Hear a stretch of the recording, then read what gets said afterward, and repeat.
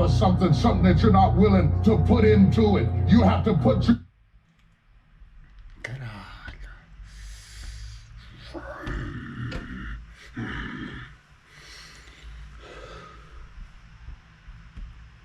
Your everything, your mind, your energy, your effort, your discipline, nothing is gonna jump out the fire. If you don't throw something in there, it's not gonna happen. We spend our whole lives trying to fit in. We want to be normal. But the people we idolize the most are the ones that stand out. But if you dare to be great, if you dare to go to limits that you've never went to before, they will remember your legacy forever. There is a difference between passion and obsession. When you're passionate, everybody cheers you on. They're stoked for you. Oh, you found your passion? Awesome. Follow your passion. When you're obsessed, they're like, why you gotta be so crazy? Why can't you be satisfied? Why do you always gotta get things so perfect? Why do you spend so much time? When you're obsessed, people think you're nuts. So it's different. If no one thinks you're crazy, you're not yet operating to the outer limits of your potential. You're not there yet. Greatness is not something that you meet once. It's something that you meet thousands of times in your life. And you don't reach it if you're not constantly in pursuit of greatness. And when you do...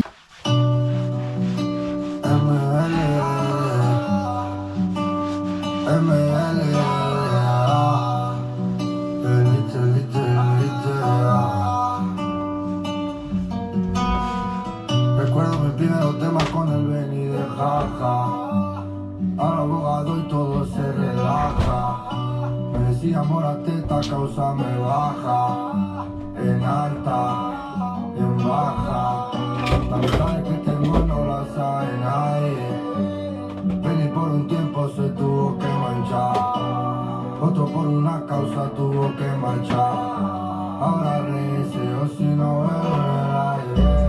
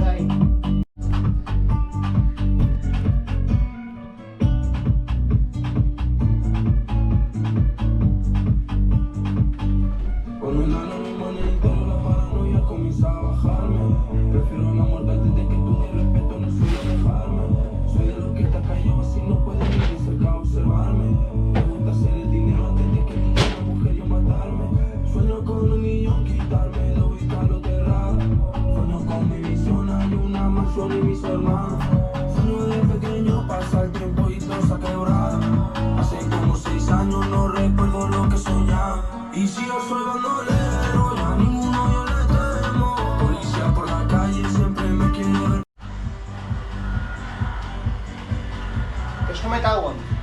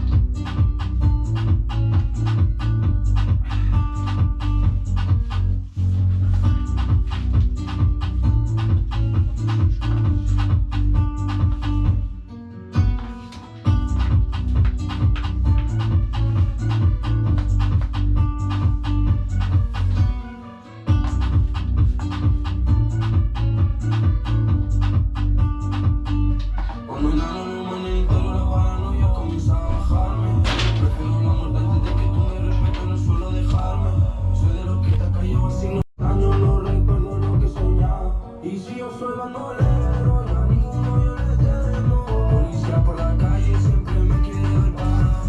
Salieron traicioneros y aún así no me han tumbado. Lo siento mamá por si algún día termino enterrado.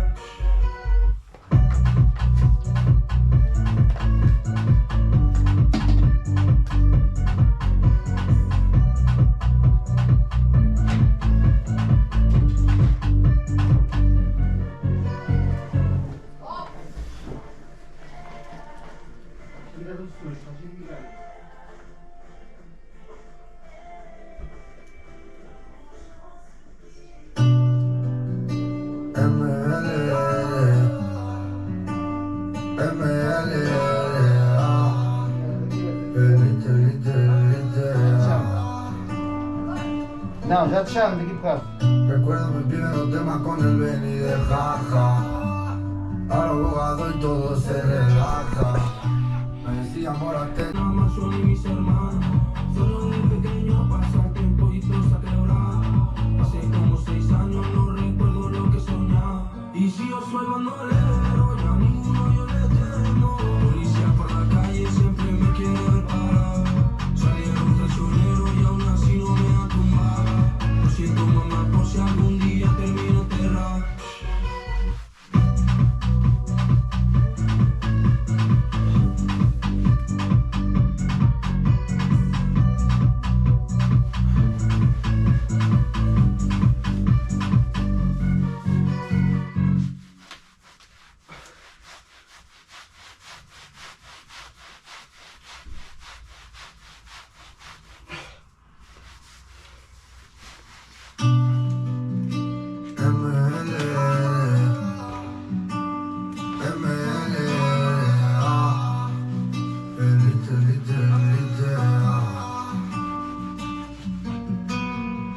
Recuerdo mis primeros temas con el Benny de jaja. Ahora abogado y todo se relaja. Me decía morate, esta causa me baja. En alta, en baja. La mitad de que tengo no la sabe nadie. Benny por un tiempo se tuvo que marchar. Otro por una causa tuvo que marchar. Ahora deseo si no veo en el aire. O si no veo en el aire. O si no veo en el aire. O si no veo en el aire. Y lo malo que hemos pasado no lo cambiaría. Lo malo fue pero es una tontería. Vivo cosas que tú no imaginarías. Y de lo malo ahora yo me reiría. De risa entre no dar ni volar. La brisa conectado tengo las horas. Improvisa con la tesoro de morar. Se cotiza, yo no digo que tengo todas.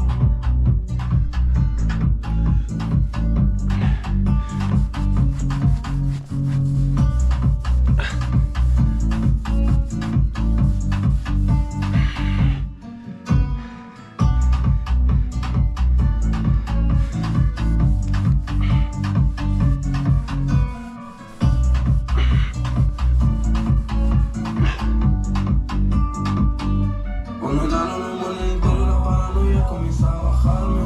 Prefiero la muerte antes que tú me respeto, no suelo dejarme. Soy de los que está callado, no puede ni de cerca observarme. Me gusta hacer el dinero antes de que ninguna mujer yo matarme. Sueño con un millón, quitármelo y dejarlo enterrado. Sueño con mi visión, hay una mansión y mis hermanos. Sueño de pequeño, pasa el tiempo y todo se ha quebrado. Hace como 6 años no recuerdo lo que soñaba. Y si yo soy bandolero, ya ninguno yo le temo. Policía por la calle siempre me quiere ver parado. Salieron traicioneros y aún así no me han tumbado. Lo siento mamá por si algún día termino enterrado.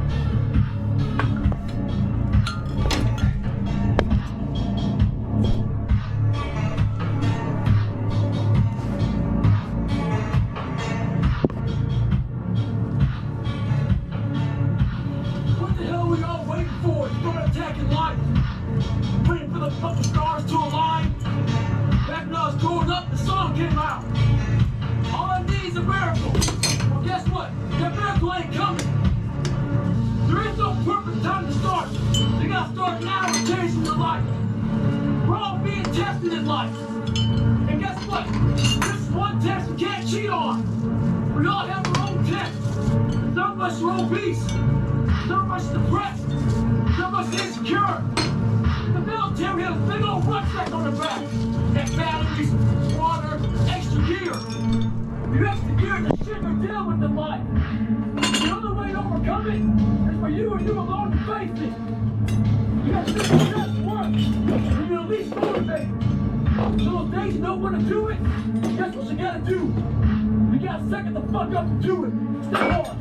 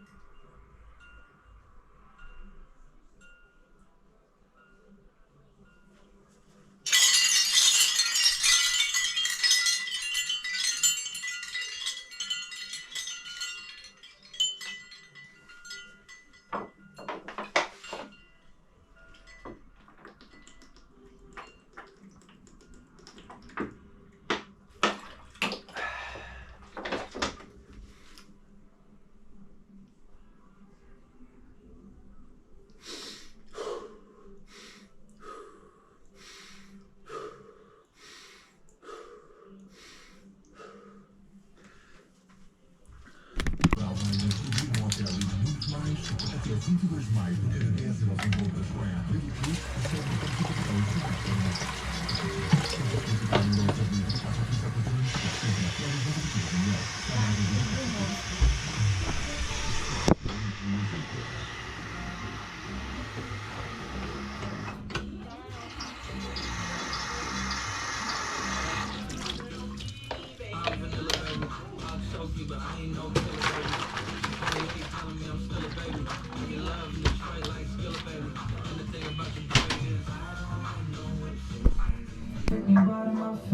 Now I'm up and they can't even get to my knees. Heard the competition, just something to laugh about. This Disneyland compared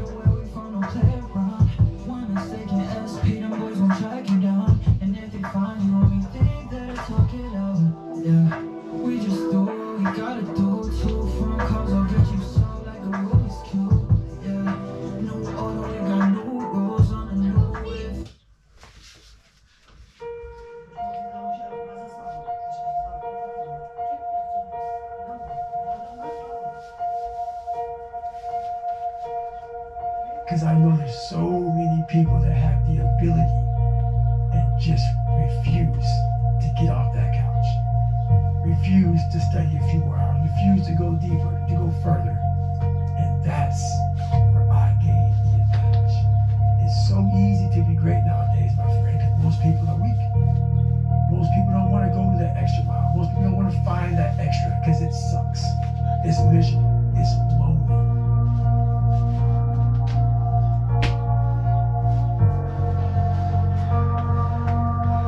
Fucking goes along, motherfucker! This ain't no joke. This ain't no game.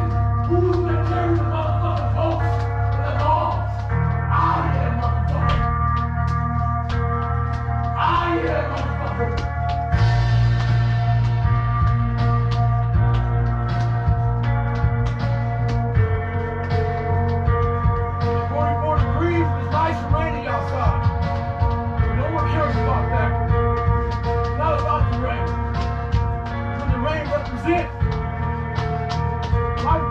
Keeping you intact, trying to give you a way out, trying to give you an excuse not to show up. This is my excuse today. And guess what? You have to keep attacking. The enemy has to know he is not going to give up. You must break the soul whenever the fuck is in front of you. Yeah, buddy. Lightweight.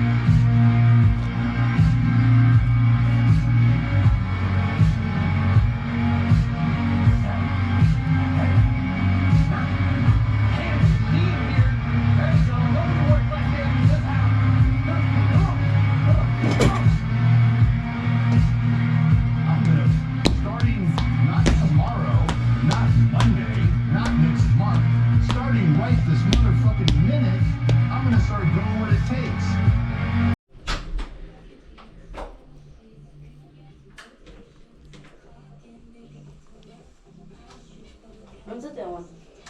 Até ao parque. Até ao parque e voltar. Só isso? Ok.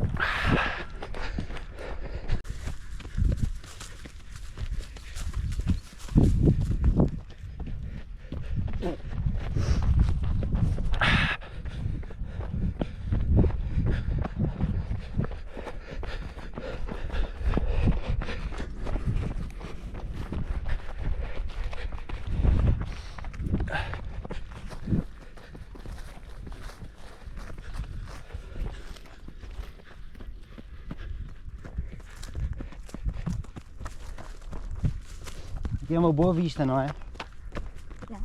Tem que ir àquela árvore ali, aquelas duas árvores ali em cima, ainda não fui lá. Estás a ver aquelas duas ali em cima? Tenho que ir lá um dia. Num treino mais longo, uma vez tinha dito isso, mas ainda não fiz, tenho que fazer.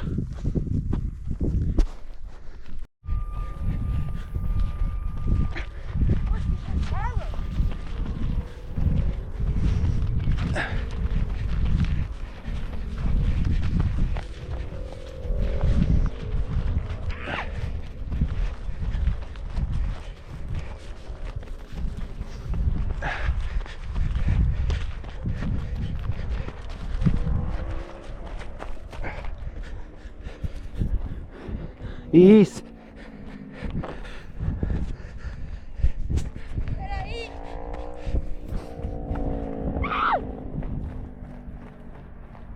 Acho que tem aqui uma abelha. Provável.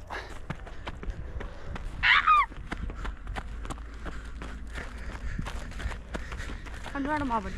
Era sim!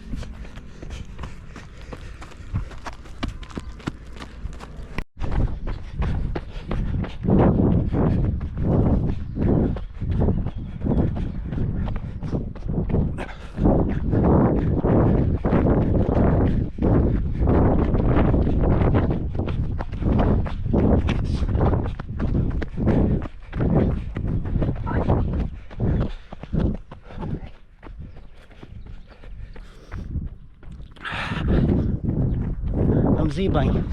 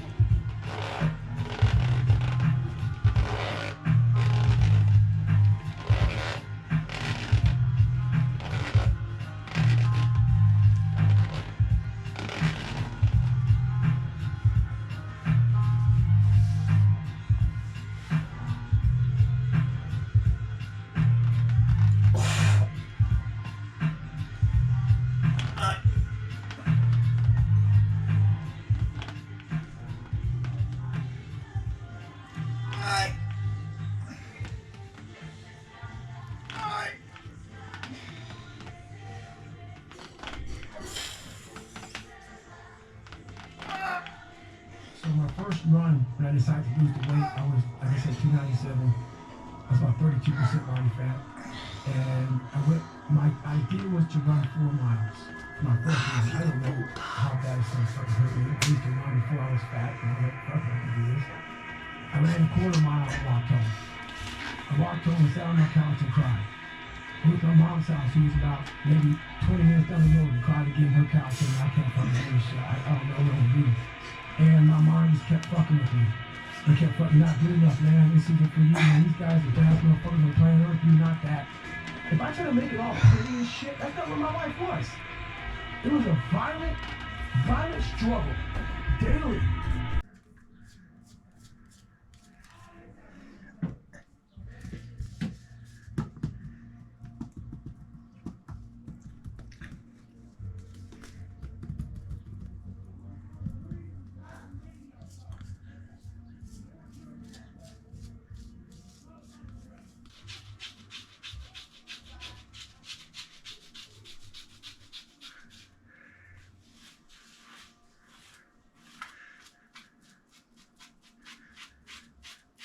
Just a quick note. A lot of people will ask us, what do I do next? And that's why we built Dr. Experience.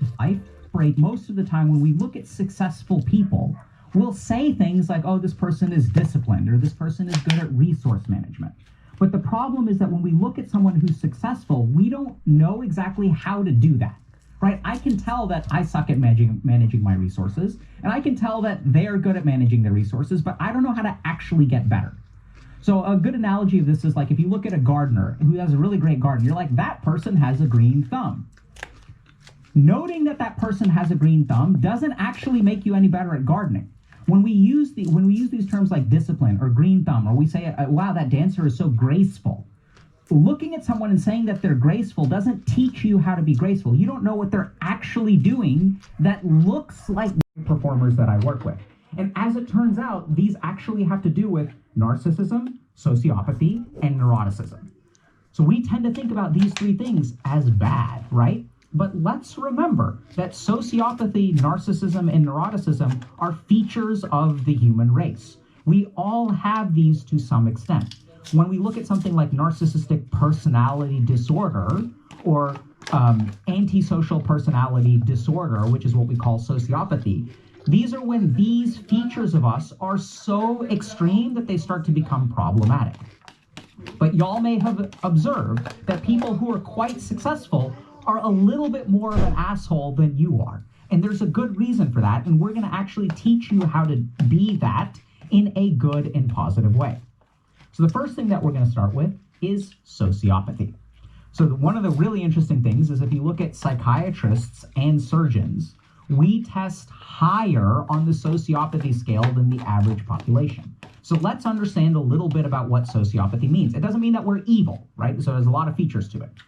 What sociopathy means is that we have the ability to restrain our empathy. We don't get bogged down. So when I'm a psychiatrist and I have fucking depressed people walking into my office every single day, and I spend 8 hours a day listening to their problems, I must put up some kind of empathic shielding in order to not get bogged down by this.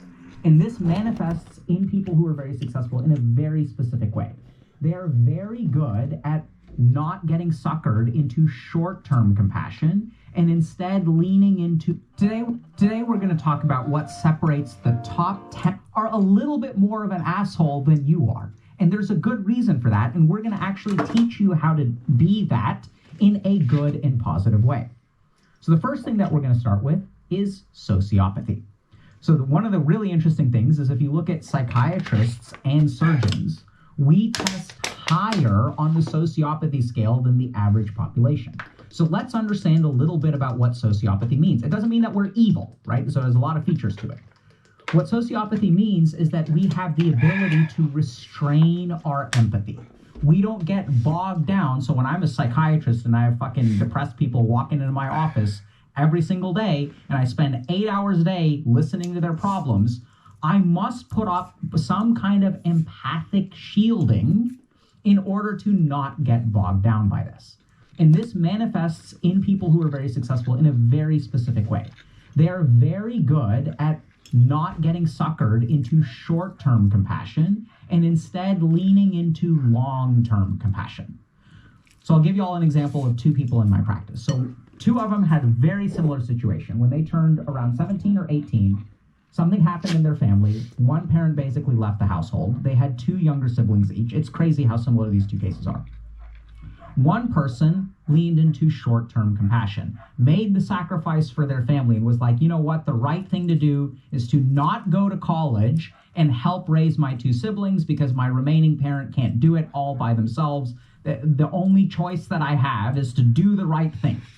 So this person didn't go to college, got kind of stuck in a menial labor job, and then 10 years later, like, even their siblings were not doing great because now you have this culture in the household of like not achievement, but survival and all this kind of stuff. A lot of struggles later on.